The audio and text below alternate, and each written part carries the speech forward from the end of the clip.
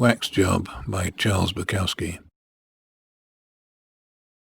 "Man," he said, sitting on the steps, "your car sure needs a wash and wax job. I can do it for you for $5. I got the wax, I got the rags, I got everything I need."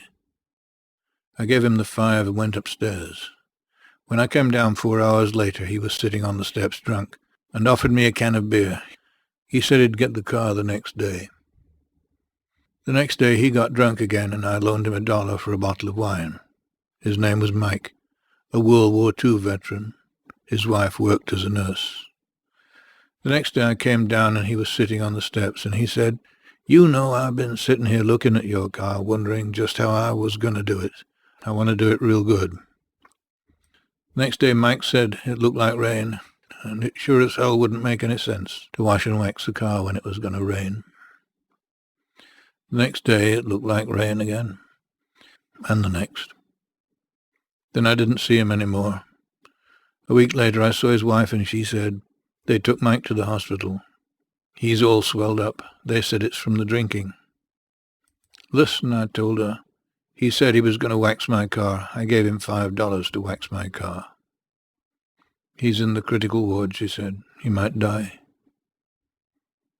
I was sitting in their kitchen, drinking with his wife, when the phone rang. She handed the phone to me. It was Mike. "Listen," he said, "come down and get me. I can't stand this place." I drove on down there, walked into the hospital, walked up to his bed and said, "Let's go, Mike." They wouldn't give him his clothes, so Mike walked to the elevator in his gown. We got on, and there was a kid driving the elevator and eating a popsicle. "Nobody's allowed to leave here in a gown," he said. "You just drive this thing, kid," I said. "We'll worry about the gown." Mike was all puffed up, triple size, but I got him into the car somehow and gave him a cigarette.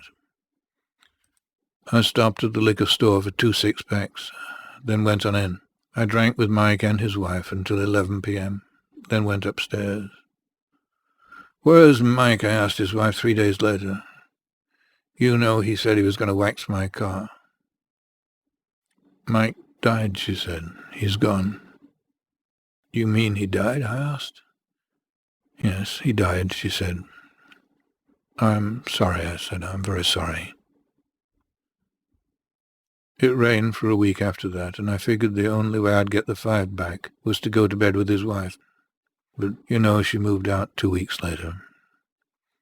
An old guy with white hair moved in there, and he had one blind eye and played the French horn. There was no way I could make it with him.